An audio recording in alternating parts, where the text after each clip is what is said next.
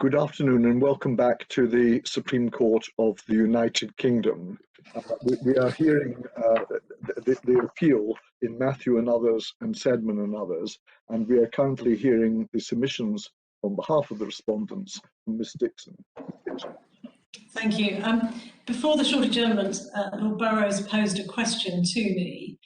If I may defer the answering of that until a little later in my submissions, but I will answer it.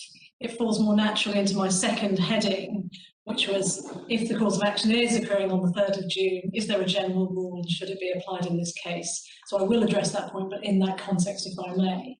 For now, I'd like to finish the section of my submissions which addresses when the cause of action accrued, because as I said at the outset, our primary case is that it accrued at the end of the last moment of the 2nd of June.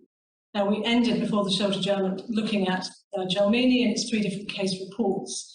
What I'd like to do now is look at the Court of Appeal decision in this case, which you've obviously already been taken to, but I'd like to go through it again. And if I may, starting with the suggestion in the appellant's submissions, that the Court of Appeal inserted a scintilla temporis between the 2 days.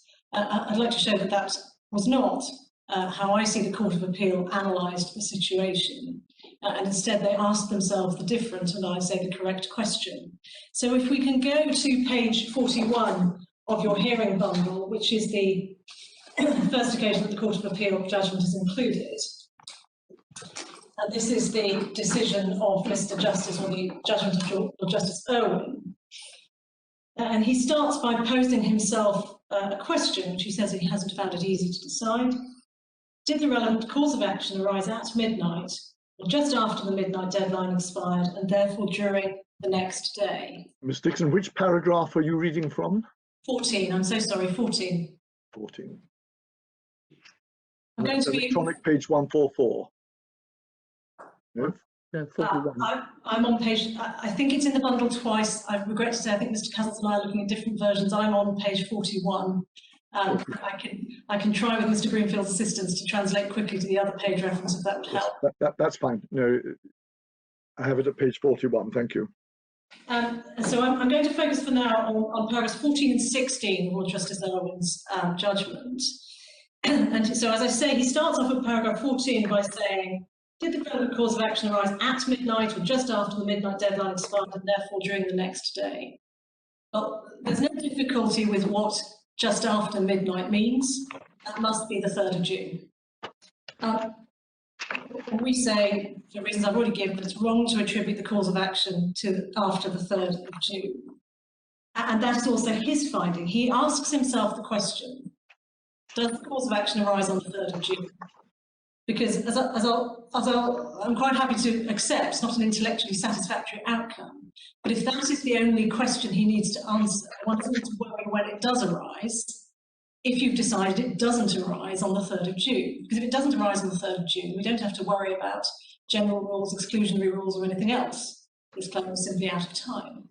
So that is what I say Lord Justice Owen did. He asked himself that question, and we can see that from paragraph 16, where he says, it seems to me that the better view, therefore, is that in the case of a midnight deadline, it is wrong to attribute the accrual of an action such as this to the day after the relevant midnight, and the analysis must proceed from there. So his finding was, it's not the 3rd of June, and that was sufficient for his finding. He does go on to analyse it through, but that was sufficient for his finding. He doesn't say that there is a scintilla temporis or anything else. He says it's not the 3rd of June. Now, as I say, I accept it's not sufficient for me to say it's not the 3rd of June, but not answer what it is. That's not an intellectually satisfactory outcome. But it is sufficient to answer the question to say it's not the 3rd of June. He then goes on, if we can skip over a few pages to paragraph 32, which is hearing bundle page 46. And the second sentence, a midnight deadline case is different from others in the sense that the deadline provides a categorical indication that the action accrued by that point in time rather than accruing on the day following midnight. For that reason, no fractions of a day arise. So if one asks the I accept or intellectually satisfying question, if it's not the third, when is it? Then the answer is it's the second.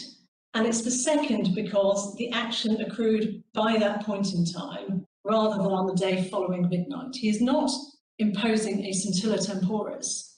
His finding is that the cause of action accrues at the expiration of the 2nd of June, the end of the final moment of the day. And then at paragraph 33, he goes on to say, what if the position was at 9 a.m.? Now, I quite accept that. If this was the deadline had been 9 a.m., we would not be here now. The reason we're here now is because it's midnight and it's a fulcrum between 2 days, which causes the issue which is before you. Interestingly, if you go on to paragraph 36, he says, in the end, if the distinction advanced by Ms. Dixon and accepted by the judge is correct, then the problem of the exclusion of a part of a day does not arise. So it doesn't appear that Lord Justice Irwin thought that he was differing in any material respect from the finding of His Honour Judge Hodge, QC, in the court below. There's been a textual analysis. Perhaps these judges have gone through the white heat of analysis to get to the Supreme Court, and there's been a textual analysis of which side of the line they fall. But certainly in the Court of Appeal, it doesn't seem that Lord Justice Irwin thought he was deciding anything materially different to the first instance decision. And if we then look at paragraph 38, the 2 paragraphs of Lord Justice Underhill's judgment, I'm going to return to paragraph 39, but focusing for now on 38. He refers 4 lines down to, says, because it is based on a failure to do something by the end of a specified day. So he is making that distinction that I made at the outset of my submissions about this being a case concerning an omission to do something by the end of a day.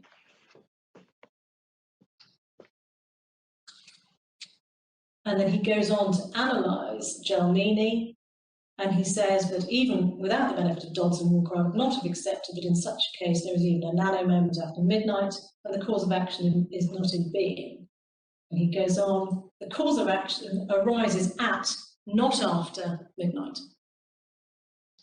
So that is his analysis.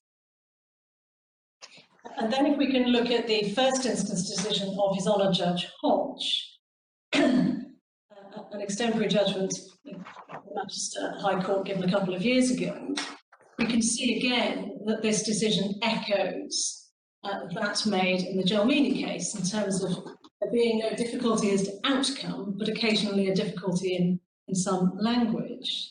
He goes to the judge, went through the various arguments, and at paragraph 27, find on page 55. Ms. Dixon, very sorry to interrupt, but just before you leave, Lord Justice Underhill, paragraph 38. Yes. The sentence you gave us, the cause of action arises at, not after midnight. Is that correct in the sense that it was surely open to the trustees to submit an application for, under the scheme on the stroke of midnight? Well, my Lord, I think that gets to the heart of the case, is what does the stroke of midnight mean? And I'm reluctant to engage in metaphysical arguments that we're told in Dodds we shouldn't. But we have 2400 hours on one day, it's 00 hours on the next day. Now, I accept that they are two consecutive moments on 2 days, which is midnight. In my submission, it must be by the end of the 2nd of June. So that what he's saying there, if we just focus in on what you say, arises at, not after midnight. At midnight must be the end of the final moment of the 2nd of June. After midnight must be the beginning of the first moment of the 3rd of June. So a scheme of arrangement application submitted at midnight is not good enough. It's not good enough if the effluxion of time has passed and there is no time left in the 2nd of June because we are at the end of the final moment of it. Thank you. My Lord, I was just turning to the analysis of His Honour Judge Hodge at first instance, and that's paragraph 27, which is on page 55 of your bundle. And there are a number of points to derive from this, starting in paragraph 27. If one, it's the second sentence, if one goes back to the year 2011, the time for submitting a claim form had expired at the end of Thursday, the 2nd of June. Trustees could, in principle, have issued a valid claim form on Friday, the 3rd of June. And then he goes on at the end of that paragraph to say, because the cause of action had arisen at the very first moment of Friday, the 3rd of June, 2011. Paragraph 28, final sentence of paragraph 28.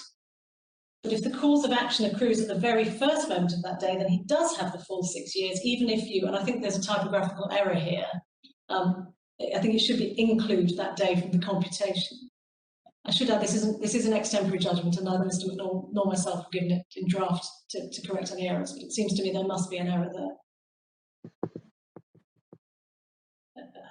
He goes on at 29, his reasoning halfway through that paragraph, where, however, it is absolutely clear that the cause of action arose at the very instant the day began. It does not seem to me that there is any justification for excluding that day. And he goes on, and there is a theme which he sets out, which is the same as that in Giannini, which is that there is no part of the day on the 3rd of June when the cause of action was not in being.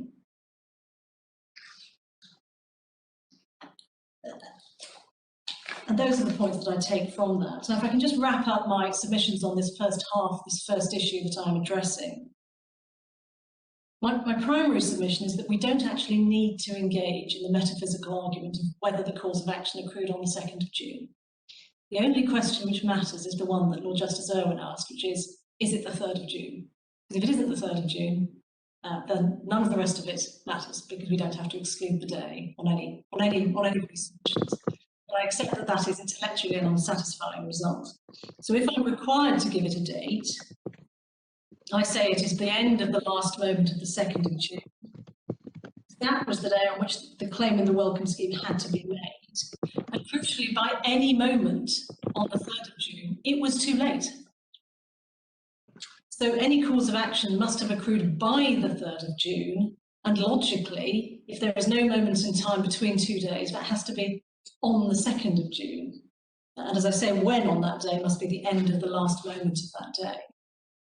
Now, my lords, those are my submissions on the first issue, which is when does the cause of action in this case arise.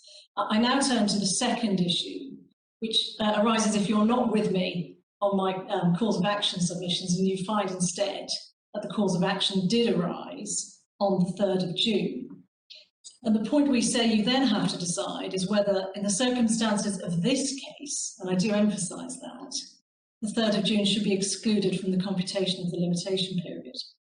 I'm going to structure this part of my submissions in 3 parts. Starting with, should the Limitation Act be construed as requiring the exclusion of the day when the cause of action accrues? Secondly, prior to this case, was there a common law rule that the day when the cause of action accrues should be excluded in midnight deadline cases? And finally, should the day when the cause of action accrues be excluded in midnight deadline cases? So in other words, looking at the points which have been touched on already, what's the rationale for any such rule? Does it apply in this case? Should it apply in this case? So if I start with my first point, which is, should the Limitation Act be construed as requiring the exclusion of the day when the cause of action accrues? So I could ask you to look at page 86 of the hearing bundle, and a passage from the Appellants' written case. In the final sentence of paragraph 8, you'll find at the top of page 86, and it says, indeed, with Parliament's having available to it at the time of enactment the benefit of decisions as to the interpretation of statutes and other documents, Parliament's intention in the 1980 Act to favour an exclusive approach in this context is to be inferred. Now, I challenge that head on, and I say that as a sentence and as a statement, it is wrong, and it's wrong for 3 reasons. The first is, it's an obvious point, but one that is as good because it's obvious as good because it isn't. is that the 1980 Act could have contained a provision stating whether the day was to be included or not, and it doesn't. Now, we contrast that position with comparative jurisdictions in our written case, where it is set out in statute whether the day is to be excluded or included. I don't need to take you through it, they're there in the written case. There isn't a universal approach. In Ireland has an inclusionary rule, and New Zealand has a different rule depending on the exact language used in the particular statute. And the relevant section from the Irish Interpretation Act isn't actually in your bundle. The index to the statute is, and we apologise for that, and we'll have it sent through the registrar after this hearing. My second reason is that there are circumstances in which Parliament has positively chosen to dictate the position. The rules of the Supreme Court, civil procedure rules on the meaning of clear days, they're all in your bundle. I don't believe I need to take you to them unless you wish me to. And interestingly, before devolution, Parliament enacted the Prescription and Limitation Act 1973 in Scotland and the 1943 Northern Irish Interpretation Act, both of which are again referred to in our written case, both of which do make express provision for the exclusion or how a day is to be dealt with. And we'll look at the Scottish in a little more detail later. The third reason that I say that statement is wrong is that the decision in Gelmini may not have been referred to in many subsequent, or any very few subsequent authorities. I quite accept that, but it hasn't been overruled. It's been distinguished a couple of times, but it hasn't been overruled, and it has consistently been referred to in commentary and textbooks. The paragraph at page 370 of your bundle, I don't need to take you to it, it's sufficient for your note. Holsbury's Laws in October 1913, 6 months after Mr. Justice Channell's decision, was referring to Gelmini. And over 100 years later, it features in both McGee on limitation and Chitty on contracts. So to suggest that this is a completely unknown case that the respondents have come up with and was not in anybody's consideration simply isn't correct. It's there, and it's there on the face of very standard textbooks that one might look to go to on this issue.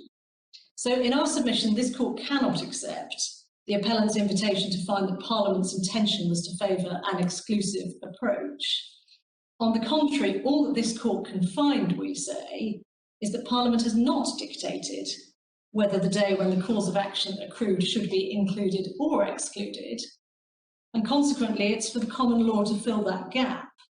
And what we say is that the common law has filled that gap satisfactorily in midline deadline cases with the Gelmini case. And and I will be challenging this, but if longevity in itself can be a basis for a rule, then Gelmini has lasted 100 years. And so it is in itself something which can be said to have formed its own rule, even though it hasn't featured in many subsequent decisions. My Lords, I turn to the second heading, which is prior to this case. Was there a common law rule that the day when the cause of action accrues should be excluded in midnight deadline cases?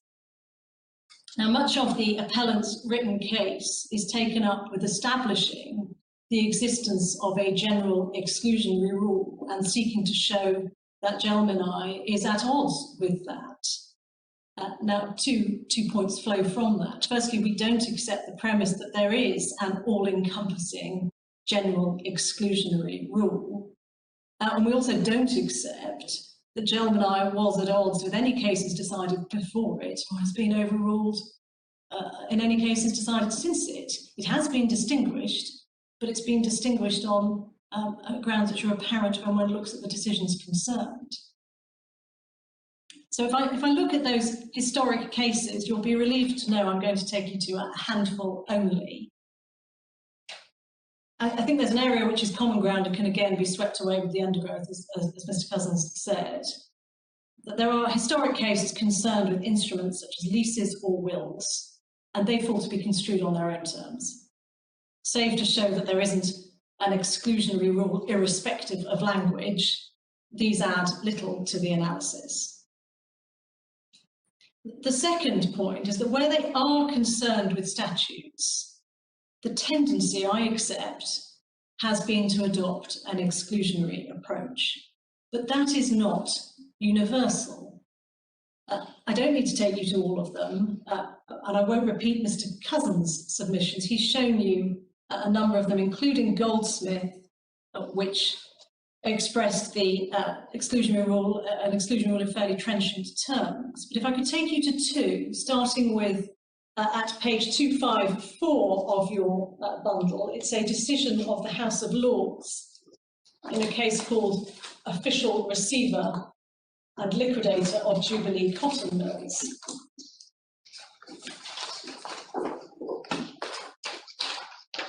Now, that case was concerned with the incorporation of a company on the 6th of January 1920, and shares were allotted on that day.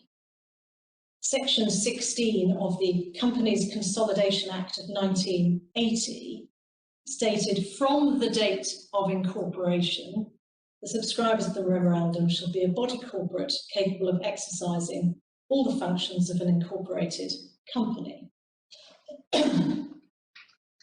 There was an action by the liquidator against the respondent for making a secret profit. And the issue of relevance, there are a number of issues in the case, but the only one of relevance in this action is whether the allotment of shares was a valid allotment because it had been made on the 6th of January itself, or when from the date should be interpreted as meaning on the day after the date. Now, in that case, the House of Lords starts on page 254, but if I could ask you to go to 258. And what we're looking at here is some of the arguments of counsel, and we can see there's some words in square brackets towards the bottom. Lord Dunedin referred to Mercier and Ogilvy, and just above there's a reference to Goldsmiths. And so counsel took the House of Lords to the Goldsmiths decision. So it was before the House of Lords. And if we pass on from there to page 264, we have the judgment of Lord Dunedin. And at the bottom of the page, excuse me, at the bottom of the page, the first question which it is necessary to determine in order to raise this point is whether the allotment of the shares to Lewis's order was a void allotment. And then we can skip to the next paragraph. It was argued that from the date meant on the day after the date because it could not be conceived that the registration should take place on the first hour of the day. And so it goes on, and then there is a reference to Mercer and Ogilvy. And we find that in this particular case, if we go, in this particular case, the finding of Lord Dunedin, and as I'll show you the finding of Lord Sumner, was that the date of incorporation should be inclusive. So despite the Act referring to from, it was going to be inclusive. And if we look at Lord Sumner's judgment on page 268,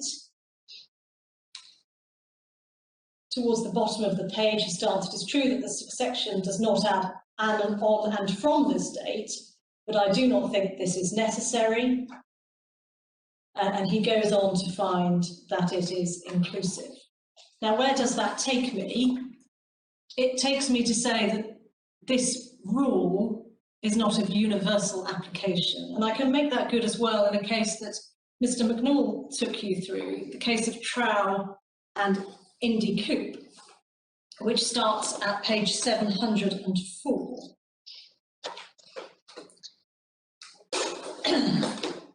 This, as Mr. McNaull told you, was a case concerned with the now defunct RSC Order 6, and whether a writ had been served whilst it was valid, which required the Court of Appeal to determine whether the date on which it was issued should be included or excluded from the computation of time. Lord Denning, who dissented in the results, his judgment at 718 makes passing reference to Gelmanai, and I say only passing reference because he is considering something entirely different. He's considering an act which happened during the course of the day, he's not considering the midnight deadline. So what we have is a passing reference in a dissenting judgment. I appreciate it's Lord Denning, but it's still a passing reference in a dissenting judgment. And then the only other point I take from Lord Denning's judgment is he has he's rather unimpressed by some submissions of counsel about the difference between with and from at page 720, which my Lord, you might have some sympathy with, but again, it doesn't, other than to note that he described this as being far too subtle for my liking. It's one of those nice distinctions in which lawyers delight. That was his views on the whole thing in his dissenting judgment. But then we pass to the two judges who were in the majority, and they both say, very short points, but interesting nonetheless. At 726, we have the judgment of Lord Justice Harman, and below letter F, or just near to letter F, he says modern authority tends to prefer a method of calculation which excludes the first day. See Stewart and Chapman, and I think Mr. Cousins took you to that case. But this is only a general rule. And Baron Park is quoted as saying, and so he goes on. So we have a case in the Court of Appeal in 1967 saying it's only a general rule, and that was the finding of the majority, because if we turn to 728, we have Lord Justice Salmon, and again, just above letter E, he says, equally, if an act is required to be done within a given time, from or after a certain day, that day is now not now ordinarily included in the calculation of time. He refers to Young, Goldsmiths and Stewart. And in our written case, which I don't need to take you to again, there are textbooks historically saying that this is a rule, there is a rule, but it's not of universal application. And so what we say is that the proposition that it is a universally applied rule simply isn't correct when one looks at the authorities. It may be a rule which is generally applied, but it isn't universally applied. And so far as casings concerning limitation are concerned, crucially, save for Jalmini, they are all concerned with situations where something happened during the course of a day, not where something happened at midnight. And save in one respect arising out of Lord Justice Underhill's judgment, which I will return to, we accept that there is a general rule that in those circumstances where something happens in the course of a day, one excludes that day from the computation of the limitation period. And the reason for that, there are two rationales. Lady Arden asked the question, I think, what's the rationale for the rule? One must always look for the rationale. And I have looked for the rationale, and there seem to be two. Perhaps interlinked, but two nonetheless. And the first is from the Leicester case, which Mr. Cousins has taken you to, and I don't need to take you back to it, which is that the law rejects fractions of a day. The second rationale can be found in the Radcliffe decision at page 214.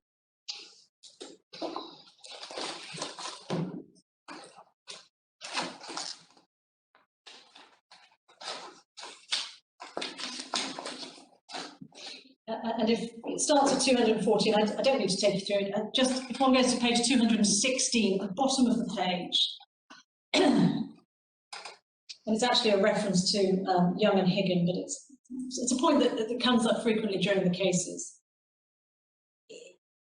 I would say just below the whole punishment. That may not apply to you if you're looking on screen. But anyway, towards the bottom of the page, it says, at the end of his judgment occur the cogent remarks.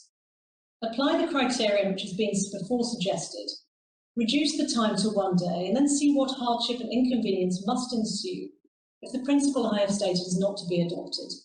And these remarks are entirely applicable to the present case. The result of reducing the time to 1 day would be that an offence might be committed a few minutes before midnight, and there would only be those few minutes in which to lay the complaint, which would be to reduce the matter to an absurdity. So they are perhaps interlinked, but it doesn't matter. Two rationales that I have found for this rule: fractions of a day, and let's hypothesize that the limitation period, or whatever period it is a single day. And then let's say that the event occurs at 2 minutes to midnight on the day. If you are not going to exclude that day, you've only got 2 minutes. That's the rationale that I've been able to discern from these various judgments. So taking all that, I'd like to look at the Gelmini case now, because this is the premise about whether there is a general rule which applies in midnight deadline cases. Now, I say that of all the cases before you, this case is unique, the Gelmini case, because it concerns an omission to do something, to pay a promissory note, and the deadline for that omission was midnight. So it does stand alone. Doesn't mean that it's wrong, it means that it has different fact pattern to the other cases. Now, 3 cases are relied upon by my learned friends in their submissions as indicating that it's wrong. The first is that it's the case of Radcliffe, and at paragraph 20 of the appellant's written case, they say that was binding on Mr. Justice Channel. Now, it's common ground between us that is not right. It's not binding in the sense that it was a divisional court, because it was a divisional court decision. But equally, it's not difficult to see that this is an entirely different case. What was at issue in Radcliffe, which was the case I actually did just take you to, was whether it's all about the Prevention of Cruelty to Animals Act, and whether the complaint under the Act is to be made within 1 calendar month after the cause of such complaint shall arise. And the question was whether the day of the act of cruelty should be taken into account or not. I don't have any problem in answering that question. It shouldn't. It took place in the course of the day. It shouldn't be included because we don't deal in fractions of a day.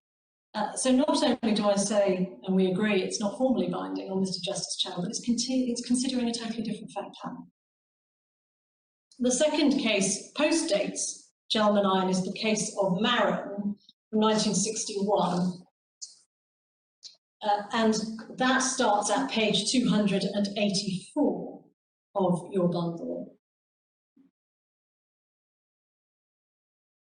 And that case was concerned with standard 3-year limitation period for personal injury claims.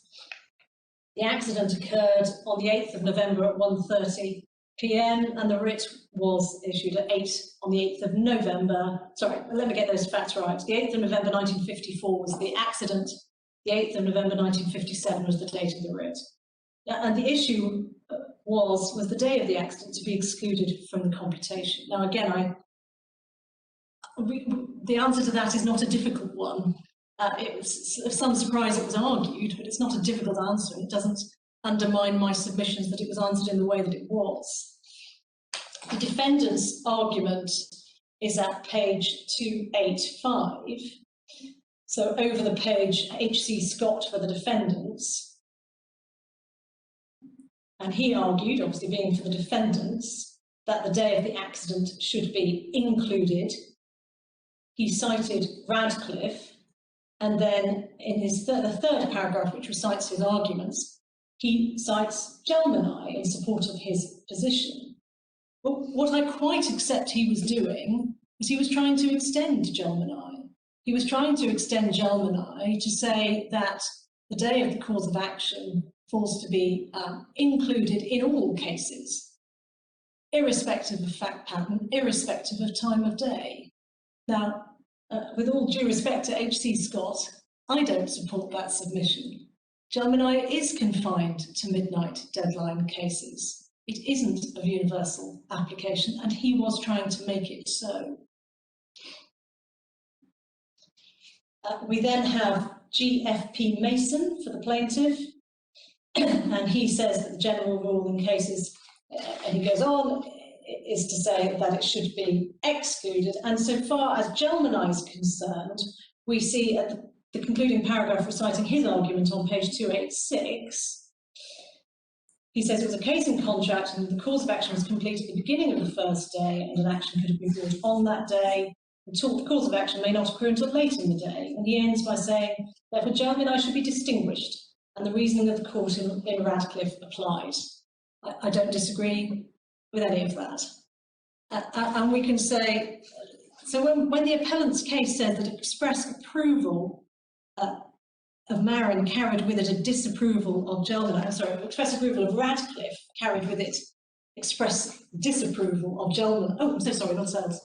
Well, it was really, I think, coming out of those authorities, but just reflecting on what you said were the potential rationales for this approach. I wonder whether perhaps there was another one or another way of putting it, which is the Act intends that a claimant or complainant in the criminal cases should have the full period specified in the Act. And if you're dealing with a case which, involving a day in which the right of complaint or right of claim arises only part way through the day, if you include that day, you deny the complainant, what the Act intends them to have, which is the full period in which to bring their claim or complaint. And I just wondered whether that might be a point of distinction from the present case, because although that happens in the case of situations which occur partway through the day, in our case, as has been made clear, the whole day has been available to the claimant to bring their claim. So they're not being denied what the Act intended they should have when, in our case, the 3rd of June is counted. And I wonder what you had to say about that. My lord, you anticipate something I'm about to say. Absolutely. Is that if Marin had been decided the other way, then the claimant in that case would have had 2 years, 364 days and a few hours, not the 3 years that Parliament gave that person in the Limitation Act. And I say that in this case, as in Germany, what the claimant gets is exactly 6 years, exactly what Parliament intended. And when we read what Chanel J said, it's quite clear that that's what he was concerned about. That they had the entire day. That's what he's saying. The entire period. I think that's very much the sort of same as the point I was putting earlier to counsel. Yes, you were muted partway through what you were saying. I don't know if I missed anything, but no, I was just saying that there was the same type of point I was putting to Mr. Cousin. Yes, I'm sorry, I'm grateful. And so we reject the submission that express approval of carries any disapproval of Germany. They are looking at different things. The final case is Pritam Kaur, which is at page 293 of your bundle. It's a similar fact pattern to Marin in that it involves, this time, a death, a foundry worker who was killed at work, and whether the date of the death fell within the computation of time. There is confusion in the case because it also looks at the question of whether, if the date arises on a day when the court is closed, what should happen then. That is not a point between us in this action, and that is the issue that dominates the judgment. And at page 305, before I turn to the actual decision, or what is said about it, at page 305 of your hearing bundle, you'll see at the top of the page, this reports the submissions of actually the claimant's counsel on the defendant's cross notice. So this is the claimant addressing the defendant's point about whether the day of the death should be included or not. It's accepted the court in many cases disregarded the day on which the cause of action approved as an act of clemency in the man was issued at 11:50. It would be unfair to deprive him of a day of his time. It's quite different in actions in contract with debt. So again, the claimant's counsel there was saying it's not a general rule, general application, but it is the general rule in cases of this nature, and I don't take any issue with any of that. And we can see from Mr. Justice McGarry's decision that actually he says at page 350, sorry, let me get that right. It's internal page 350, it's your page 307. Next to letter F, he says, at one time, there was some argument on whether or not the period was to be reckoned by excluding the date on which the accident occurred. But in the end, the point was not pressed. So that wasn't the big issue in Pritam Kaur. So at paragraph 30 of the appellant's written case, they say again that Pritam Kaur is of authority which shows disapproval of Germany. And again, the respondents disagree. It's not the basis on which it was argued. No express finding of that nature is made by the court. It's an entirely different fact pattern. And when one looks at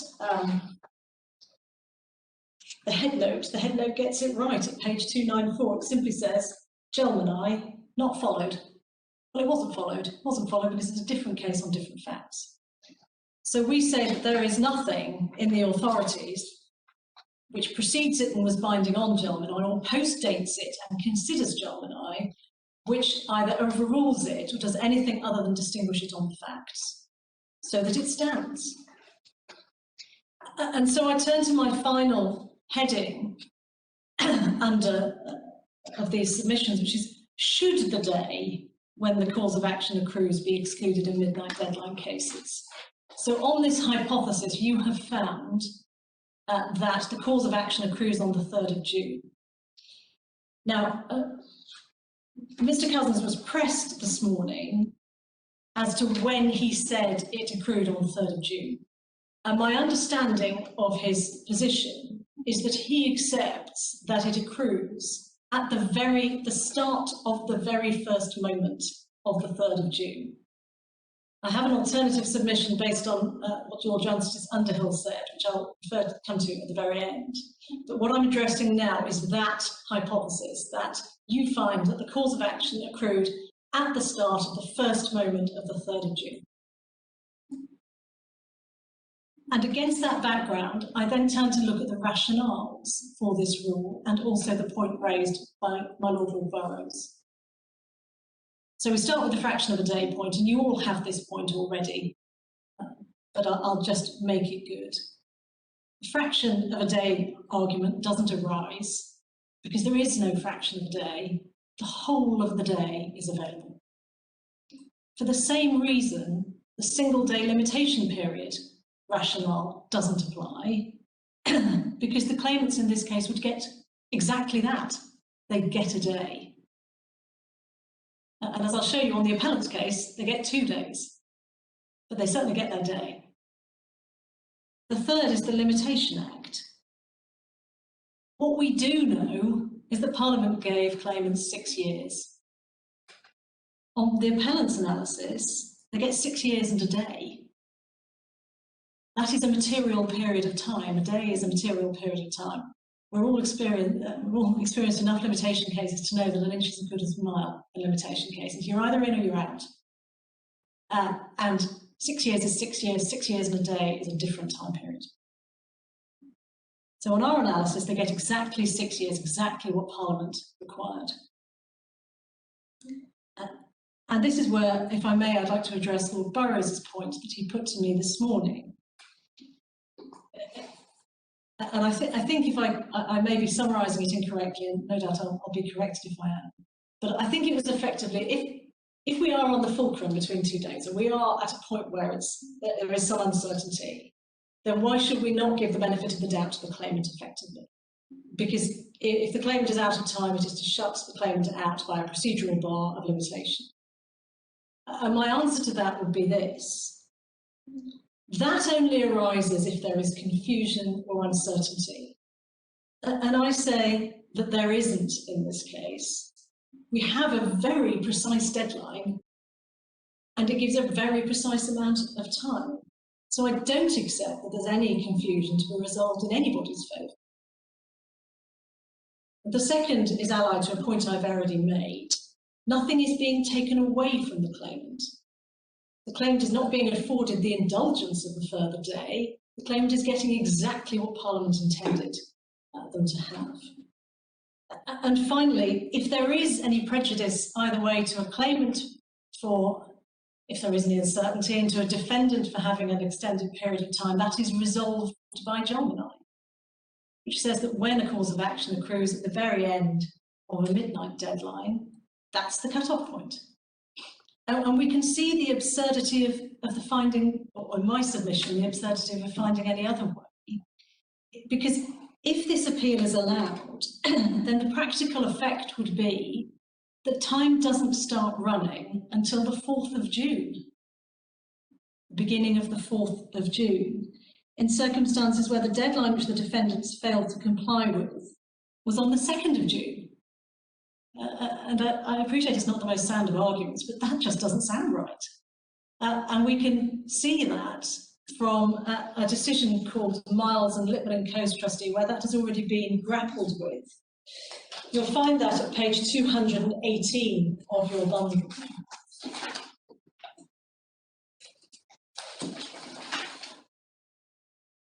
And the facts are a little involved, but I can cut through them hopefully to make the points I need to.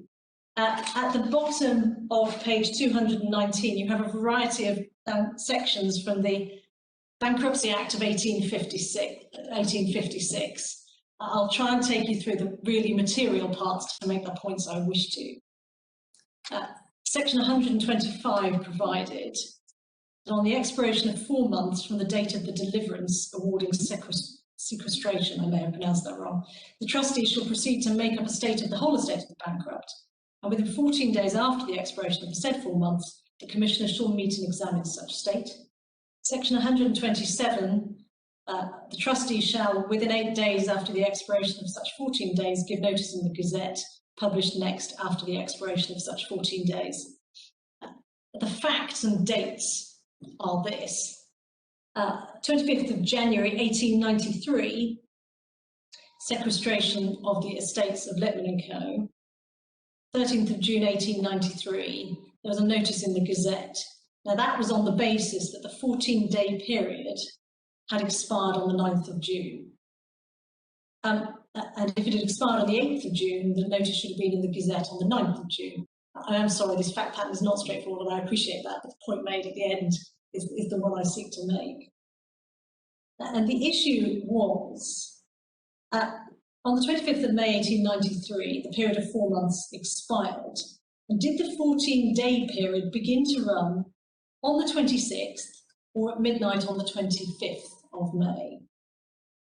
Because if it was midnight on the 25th of May, then the 26th was included, which is the proposition I'm putting in this case, and the 14 days expired on the 8th of June.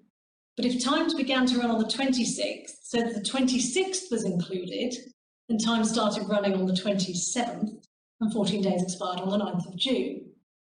Now, that is a very long way of getting to the point I wish to make, which is at page 220 of your bundle. If you go down the page, you'll find there's a decision of Lord President, Lord Adam, and then Lord Maclaren. And what he said is notable. He said, I understand the meaning of the statute to be that consecutive periods of time are to be computed according to the ordinary rules of arithmetic. And he goes through that arithmetic. And the sentence I rely on is this, the sentences. I cannot suppose that the statute means that between 2 consecutive periods of time there should intervene a day, which belongs neither to one period nor to the other. That seems absurd. I think, therefore, that an error has been committed which ought to be rectified. So he rejected the construction, which was you ignore the 25th, you also exclude the 26th, and you start time running from the 27th. So to apply that to this case, it would be to use the appellant's submissions. The 2nd of June doesn't count. Neither does the 3rd of June fall within the computation of time, because the cause of action on their case accrues that day, so you exclude it. So there is an intervening day, and time starts running actually on the 4th. And so you get an intervening day. Because you exclude the day of the 3rd, and you start counting from the day of the 4th. Now, McGee on limitation also addresses this in the same way. McGee at page 389. And McGee is here considering the facts of Jalmani. And right at the bottom of the page on paragraph 207, you'll recall that Jalmani, the expiration of the promissory note was the 22nd. And so that's the context of these dates. The alternative is to say that time did not begin to run until the start of the 24th of September, which seems a very odd conclusion, given that the time for payment expired at the end of the 22nd. And then McGee goes on to explain how those decisions can be reconciled. So what we say here is very simply that where a cause of action accrues at the very start of the first moment of the day, then there is no part of that day when the claimant does not enjoy that cause of action, and it should not be excluded from the computation of the limitation period. And that this proposition, and Gelman itself, are not only reconcilable with other authorities, but they are entirely compatible with them. Now, before I conclude my submissions, I'd like to refer briefly to Lord Justice Underhill's judgment, if I may, at page 47 of your bundle. Now, I suspect that I am seeking to meet an argument which is not raised, but I wish to just be sure that I have put the position clearly. Lord Justice Underhill, at paragraph 39, is the very final paragraph of the judgment. He says, well, as to the question raised by Lord Justice Irwin at paragraphs 33 and 34 of his judgment, and you may recall paragraph 33 was where Lord Justice Irwin was postulating that the claim had to be by 9 AM on a particular day.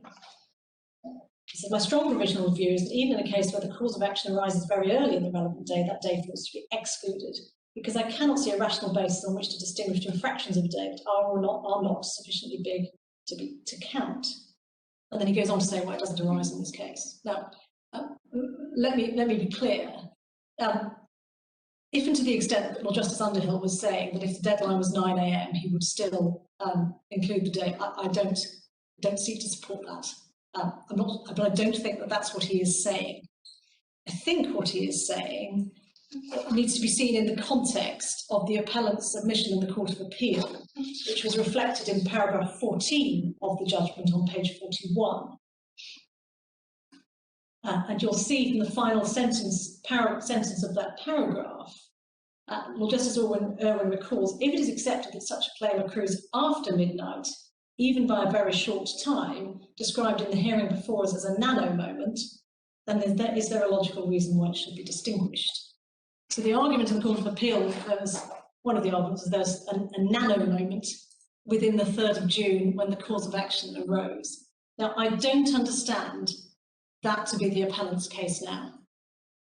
And I understand paragraph 39 to be addressing that point, that if the appellants or you were to find that the cause of action accrued not at the beginning of the first moment of the 3rd of June, but after, I dislike the term, but I don't know which other one to use, but other than a nano moment later, so there's some moment on the 3rd of June, then what I understand Lord Justice Underhill to be saying is, well, even in that situation, it should not be taken into account.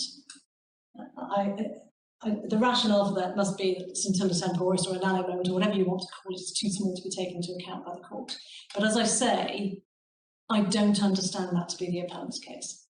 My understanding is that there's common ground between us, that if it's on the 3rd of June, no nano moment or moment in time or second or whatever has passed. It's the very beginning of the first moment. And so, my lords, unless I can assist you any further, those are not worries. Yes, I was just wondering how far you thought the midnight deadline cases extended. I mean, are we talking about a very small number of cases? The reason I ask is that it might be said that what you're asking the court to do is to recognise an exception that may be regarded on one view as very far-ranging. In other words, would it be the case that very many contract cases where you've got a deadline, which would normally be taken to include the full day of the deadline, then fall within this exception, within the midnight deadline exception? In which case we'd be talking about a very wide number of cases, wouldn't we? My lord, I've got 3 responses to that. The first is that, without wishing to argue semantics, I don't characterise German as an exception. I characterise it as being compatible with any sort of general rule. Okay. Yeah. But But to answer your question, would it apply in a wide number of cases? I honestly don't know. There's been very few before that have considered Gelmanai. But what I say it would apply to is any case which was concerned with a midnight deadline, where something expired at midnight. And it would encompass those. It encompasses promissory notes, it encompasses the welcome scheme, and it would encompass those situations, yes. Now, whether that is of wide-ranging application, I don't know. But so a delivery date, I mean, let's just assume, you know, you were talking about omission cases, so a failure to deliver goods by a certain date, which would normally be regarded as allowing delivery up to the end of that date. That would fall within this Gelmanai case, do you think? yes, my lord, I would say that, but I would also say that I would be surprised if a contractor who had to do something by the end of a day and it was not done, then thought that if they had to do it by the end of the 2nd of June, that they could wait until the 4th of June to issue the claim. So I don't accept that it is a difficulty.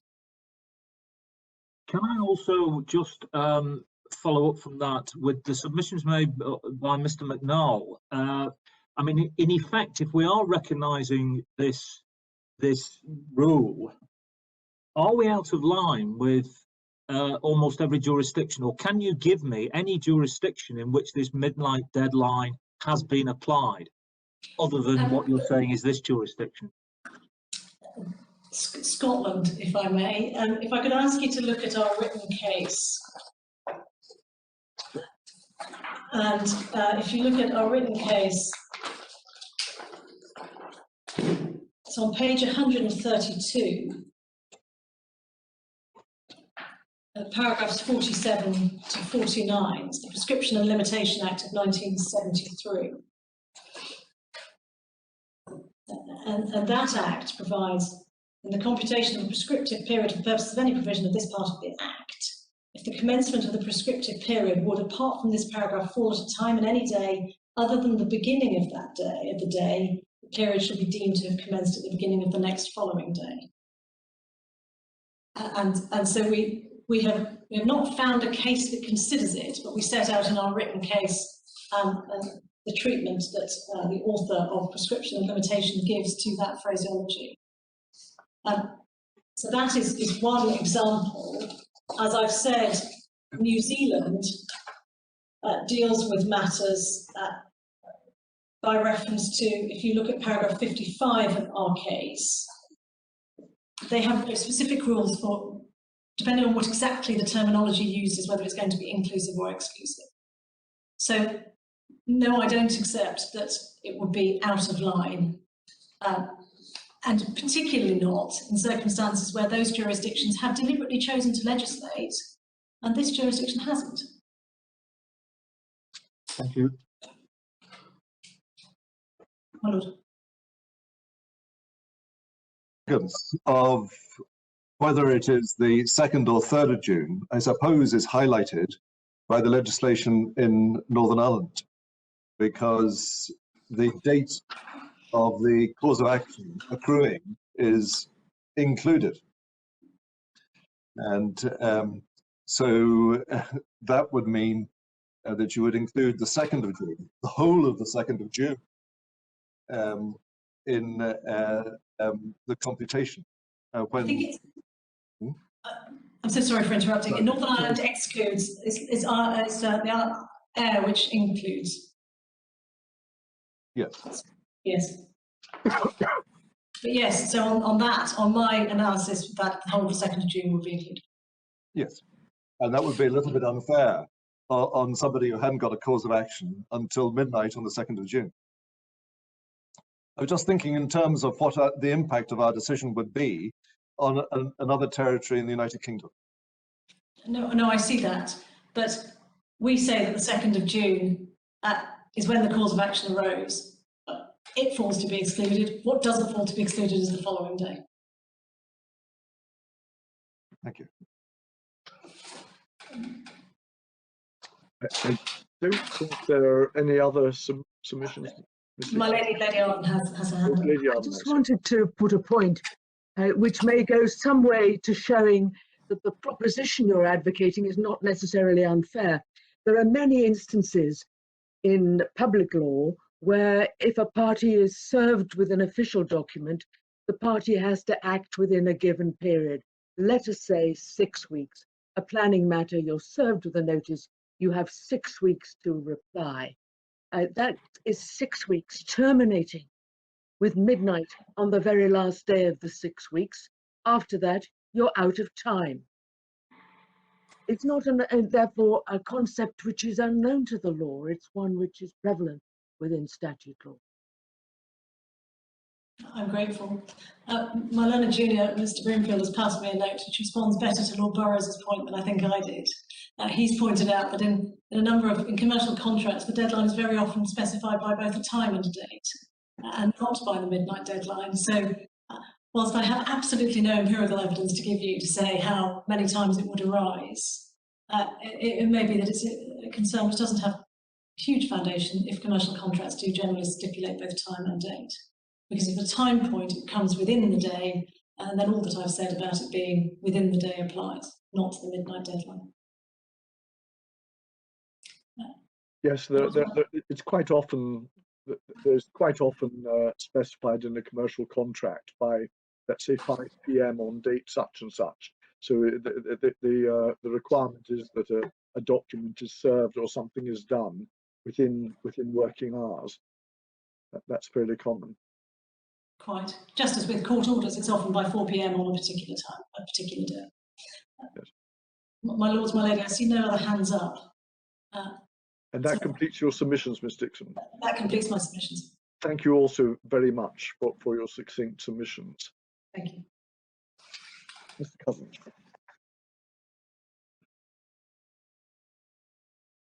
Say at the outset, please do not think I am ignoring a hand up if I don't pause.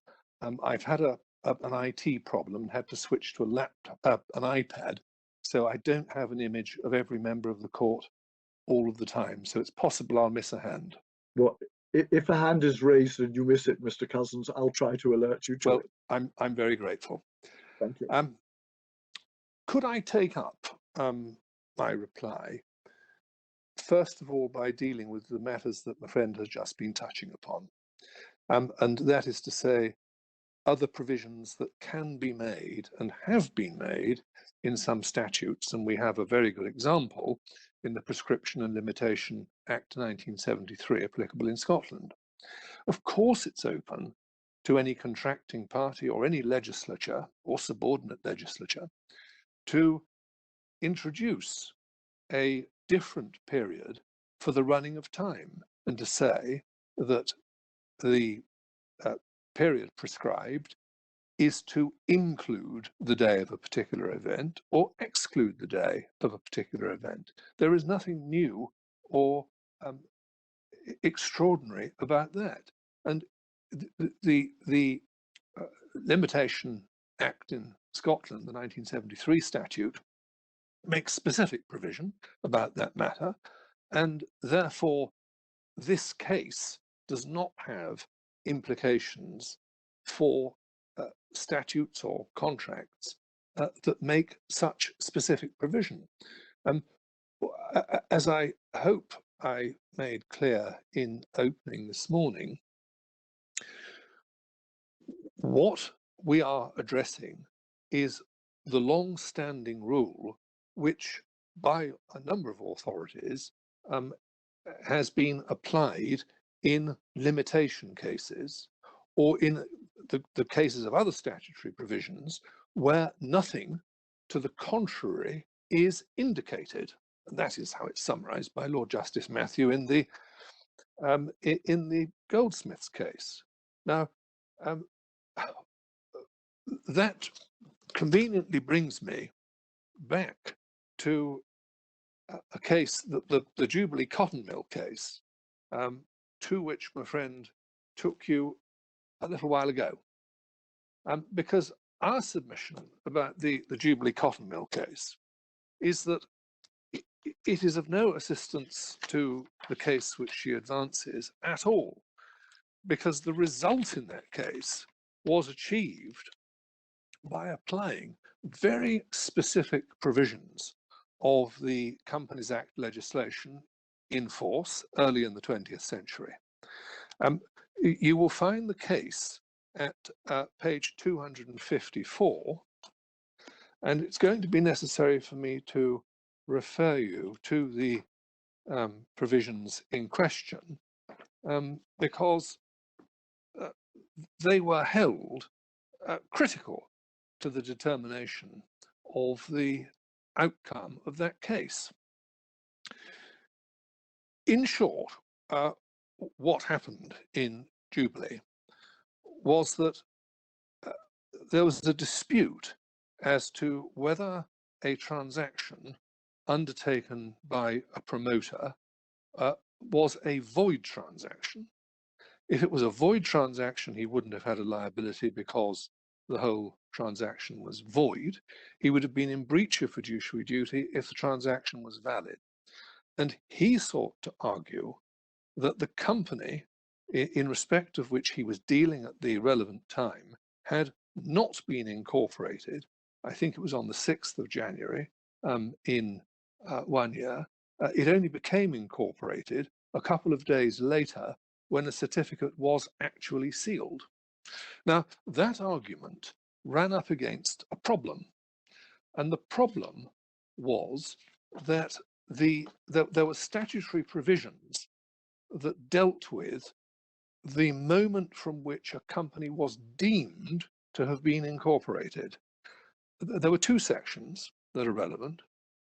Section 16, subsection 2 of the Companies Act 1908, conveniently that can be picked up at page 254 in the first holding of the headnote, which says this, that the certificate of incorporation was conclusive as to the date on which the company was incorporated, and that the words "from the date of incorporation" in section 16, subsection 2 of the Act, which provided that the company from the date of incorporation mentioned in the certificate was a body corporate. So we had that's one provision. The next provision was section 17, which we can conveniently pick up in the speech of Viscount Finlay at page 263 in the bundle. Could I invite you to apply a virtual lower punch hole if you don't have a punch hole in your documents about where that would be? And I'm in good company here with Miss Dixon, who asked you to employ the same device. Lord Finlay set out the provision of section 17 of the Act. By section 17, the certificate is conclusive evidence that the registration was duly effected on January the 6th, and there is no evidence to show at what time the allotment of shares was made. Now, before I go on to the speech of Lord Dunedin, could I just draw attention at the top of page 264 of the bundle to the fact that Lords Birkenhead and Carson agreed with Lord Finlay as to the conclusivity of the certificate. Lord Dunedin, at the foot of page 264 in the bundle, said this: the first question which it's necessary to determine in order to raise this point is whether the allotment of shares was a void settlement. And he says it was argued that it was on two grounds. The first of those is was that by section 16 subsection 2 it was provided that from the date of incorporation mentioned in the certificate of incorporation, the subscribers of the memorandum, together with such other persons as may from time to time to become members of the company, shall be a body corporate by the name contained in the memorandum, capable forthwith of exercising all of the functions of an incorporated company. It was argued that from the date meant on the day after the date. In other words, an exclusionary interpretation was advocated because it could not be conceived that the registration should take place at the first hour of the day. And the allotment here was made on the very day on which the certificate of incorporation is dated. There was an attempt made to show the practice as to registration, but that I look on as quite futile in view of the explicit words in the Act in section 16. The case of Mercer and Ogilvy in this House seems to me to settle the question. The general point then settled was that in such cases you must take what is termed civilis computatio, that is to say a computation of days. Well, that doesn't arise here. But it's perfectly clear from what Lord Dunedin says there that it's the wording of the statute that was fatal to that argument.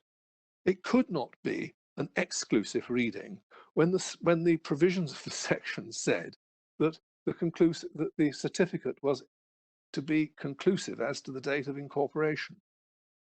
And a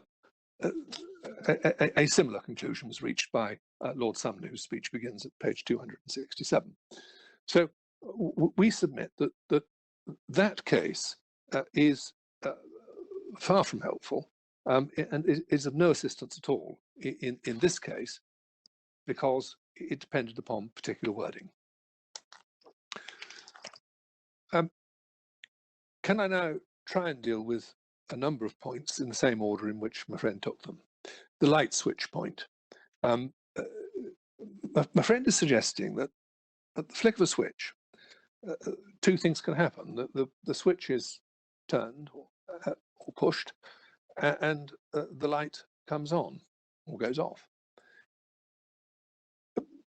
But that is a false analysis of the light switch transaction in our submission. The light isn't on immediately that the switch is thrown. It happens a moment later, maybe a very short moment. But the correct analysis in our submission has to be this, and I apologize for going back to almost what I started with. And I invite the court to consider this question. So far as the cause of action in this case is concerned, could there ever have been a moment when the cause or causes of action subsisted, yet at that same time it was possible to make a claim under the scheme? Could that moment ever have existed? It is an impossibility. The existence of the claim depends upon it still being the 2nd of June. The existence of the cause of action depends upon its not being the 2nd of June. And could I just go to the wording of the scheme itself, which is significant in this regard. And this is why I submit one should not be fixated with midnight, but rather to consider the question as to when the cause of action arose. What the scheme says, and we pick this up at page 74 of the bundle, it's paragraph 6D of the agreed facts and issues. Clause 3.6 of the scheme said, in order to be entitled to any scheme payment, scheme creditors must on or prior to the bar date submit a claim. As it happens, there's no reference to midnight in the scheme. It's on or prior to the bar date. Well, it wasn't prior to the bar date. Now, on the bar date must mean at any time during the bar date. So the bar date from its very first moment until it had ceased. Throughout the whole of that day, a claim could be submitted. At no point during the following day could it be submitted, but there is no overlap at all. And that is why we submit that reliance upon can is misplaced, Can was a case concerned with whether or not there was a scintilla temporis during which it was possible for an equitable interest in possession to be affected in respect of property, which could give rise to an overriding interest, which would be binding upon a purchaser, including a mortgagee, of a property. And the House of Lords held in Cannes that that was not possible. And it wasn't possible because, of course, as their lordships explained in that case, the whole transaction of creating a mortgage security proceeds on the premise that the transaction of taking the security is to be achieved at the moment of completion of the purchase. And that actually reflects reality in the way that a conveyancing transaction traditionally would have been carried out. At the completion meeting, when the executed mortgage deed, together with the executed title, together with the title deeds, are exchanged. So those transactions were intended to be always simultaneous, and the whole process of mortgage transactions would be hopelessly confused and indeed dangerous if that were not the case. There could be many cases where claims, some of them spurious, are put forward as to the arising of equitable interests which would adversely affect a mortgagee because of the application of this legal fiction.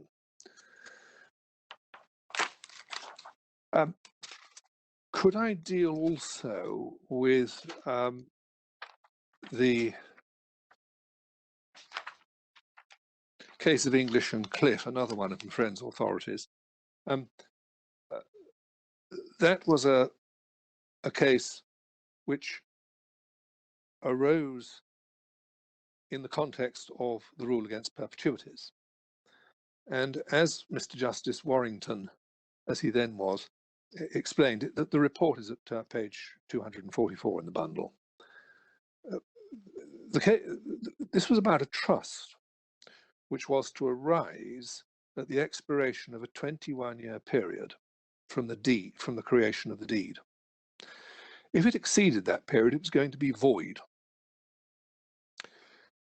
The defendant, who sought to dispute the validity of the sale to him of property held by the trustees, maintained that the trust breached the rule against perpetuities because it would not arise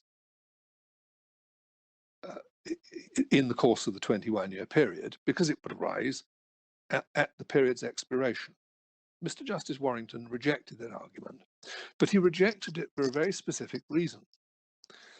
The term determined and the trust arose, he said, at the same moment of time. That's page 381.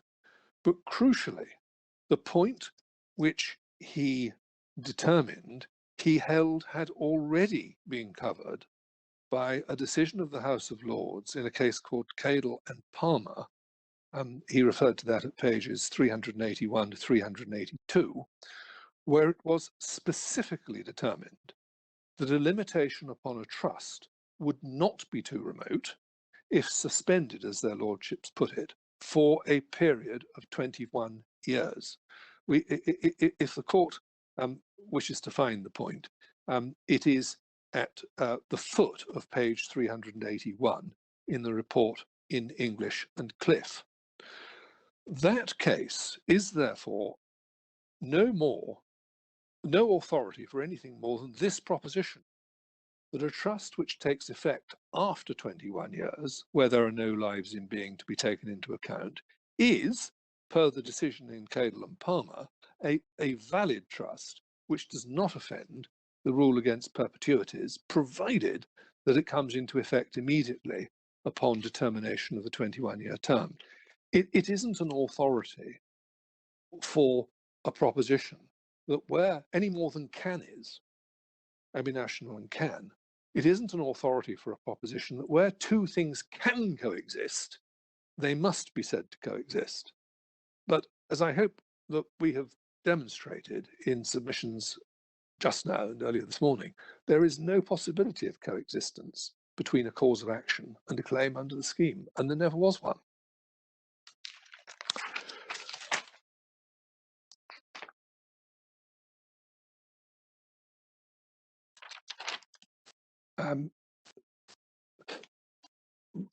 My friend addressed matters of rationale as to the justification for what we have referred to as the long-standing rule.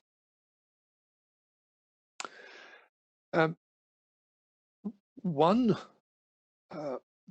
authority that I didn't take the court to this morning, which is in the bundle, is a decision of is the decision in a case called Young and Higgin, which is at page 204 in the bundle.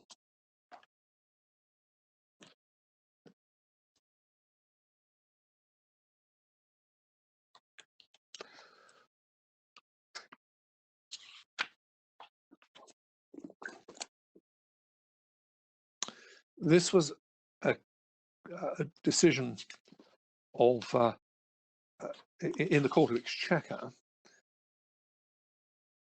The case was one of, the allegation was one of trespass against the defendant. And the issue was whether time had expired on a particular date. A notice having been served on the 26th of March, the writ was sued out on the 26th of April, and it was said that that writ was premature because the 26th of March should not have been included in the reckoning.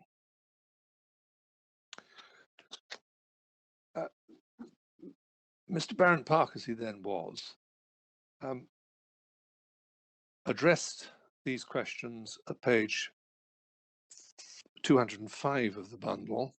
Again, this is alongside the virtual lower punch hole, where he referred back to earlier authority, and then he continued, but since those decisions, the decisions he had referred to earlier, the subject has been much considered in Leicester and Garland, which introduced a new view of the question.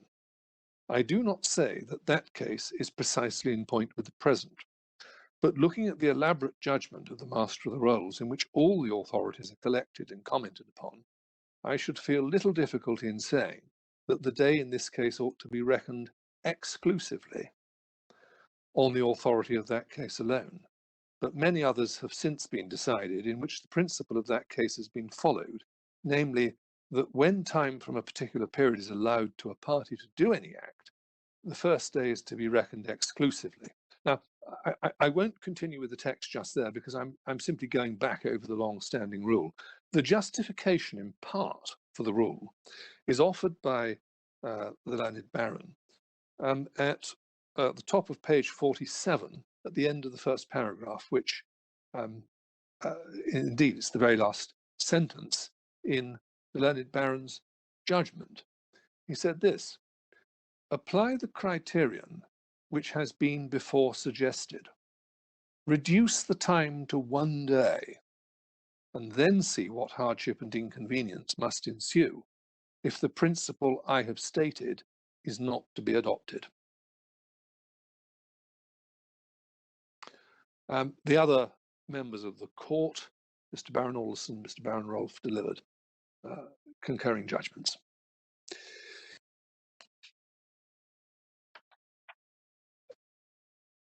May I take up at this point a question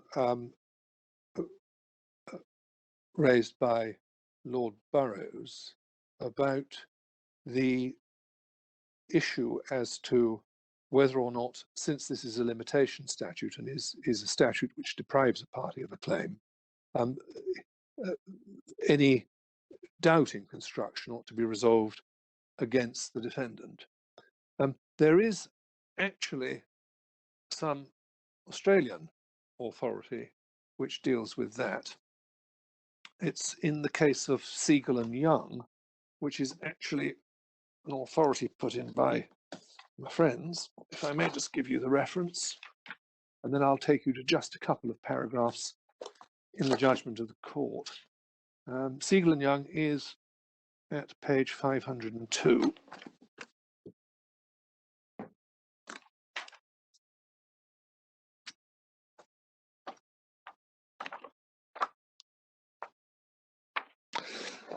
This was a case where the court reached precisely the same conclusion as did Mr. Justice Havers in Maron, not that Maron was cited, but it was held that where a cause of action had accrued on one day, then the a writ issued exactly 6 years to the day of the month later was within time.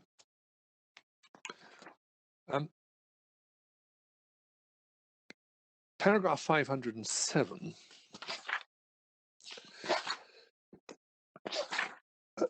page 507, I do apologize, in the judgment of I think it's Associate Justice of Appeal, IP, which begins at paragraph 2 in the report, but the learned judge continued to page 507. It's paragraphs 19 and 20 that I wanted to draw attention to. He said this: on a common sense approach, the issue is not one of subtlety. The paramount principle is that the statutory period of limitation is 6 years and that a plaintiff is entitled to the full period within which to bring proceedings. Anything less than the full 6-year period will result in a plaintiff not being granted the time afforded by the statute. At common law, a day is not divisible and fractions of a day are not recognised, Prowse and McIntyre, another Australian case. Thus, if a limitation period expires on a given day, the cause of action is regarded as having been extinguished as from the next day. The approach that I propose is in accord with the principle that a limitation provision, because it derogates from the ordinary rights of individuals, should be strictly construed, per Chief Justice Mason and Mr. Justice Dean, Mr. Justice Toohey and Mr. Justice Galdron in Australian National Airlines Commission and Newman, a 1987 decision of the High Court of Australia.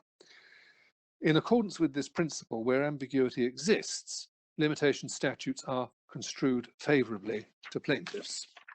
So there is some, certainly, Australian authority to support the point which was aired by my Lord Burrows. Siegel and Young, I should have said, was a decision of the New South Wales Court of Appeal.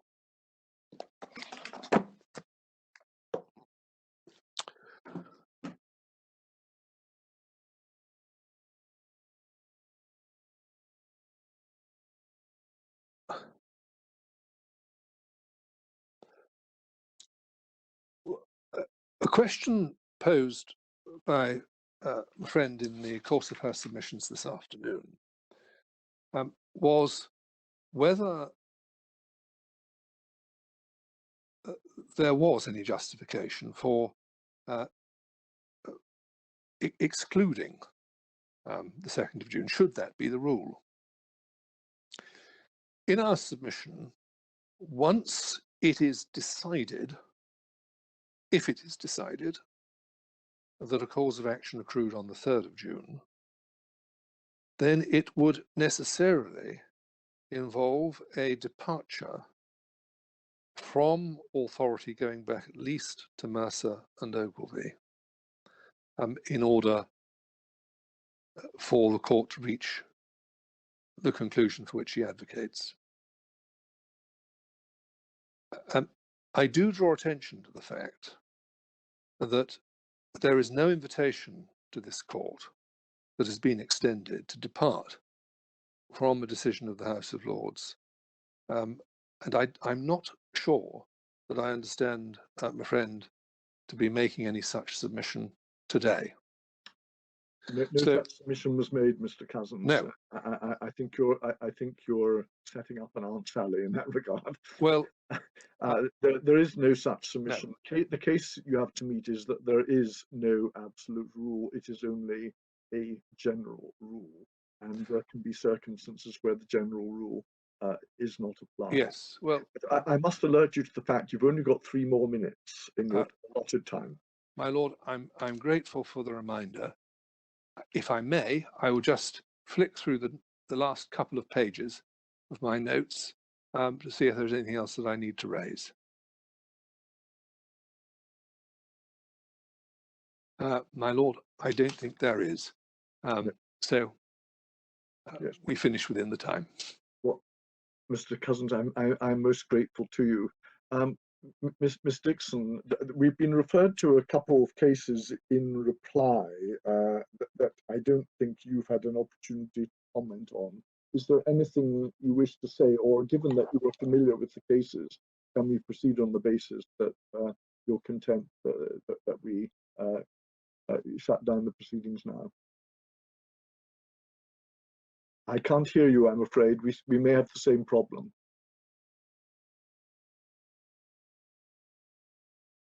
Can you hear me now? I can. I'm grateful. I have 2 very short points, will last less than 5 minutes. Firstly, you referred to the case of Young and Higgins. When you're considering that case, I'd ask you to look at the other decision, the other judgment in that case by Baron Alderson, and you'll see that his finding was that both the first and the last days should be excluded. So to say that there is a universality of approach doesn't hold good when one looks at that decision itself. In relation to the Australian case of Segal, which Mr. Cousins is quite right, we considered it should be brought to your attention. Again, when you come to consider that, I'd say that there are 2 very clear points of difference between the way that that case was put in Australia and the way that I put this case today. The first is that the submission in that case was that there was a nanosecond. They got rather into the metaphysics of it, and there's a discussion of Planck time as well, whatever that is, before midnight, at which the cause of action accrued. So the submission in that case was not that it was the end of the last moment of the 2nd of June, to use the same dates as we have. It would have been that there was a nano moment or Planck time before the end of the 2nd of June, and that's when the cause of action accrued. Well, I am not saying that. I am saying it's the end of the last moment. And also that the reason I imagine for that submission is because counsel in that case was faced with the rock of the Interpretation Act, which found that the cause of action accrued on a particular date had to be excluded, which is not a problem, as I say, I face here, because the Limitation Act doesn't say that. So I don't consider there's anything else I need to deal with. In terms of Mercer, Mercer is, I say, a case which can be, when one reads it in the context of the other cases. I don't think I can hear you about Mercer. Mercer was raised, I think, in the opening submission, and you had your opportunity to reply to it earlier. My lord, you're quite right. I really want to give you the opportunity to reply to the cases that you haven't. My lord, you are absolutely quite right, and I will therefore end my submission. Thank you very much. Well, it only remains for me to thank counsel for their clear. Oh, Mr. Cousins. My friend, beforehand, the position as to costs. With that will be dealt with on by submissions Yes. after we hand down the judgment. We would ask the court to deal with in that way if it hasn't proved possible for the parties to reach agreement. That is our normal upon the decision. Yes, I'm very grateful. Thank you very much, Mr. Cousins. Well, it only remains for me to thank counsel for their focused and clear submissions, and also those who assisted counsel in the preparation of the case and the documents which we have considered today. We will have to go away and think about this case and its ramifications, and we will hand down a judgment in due course. Many thanks to everyone. The court is now adjourned.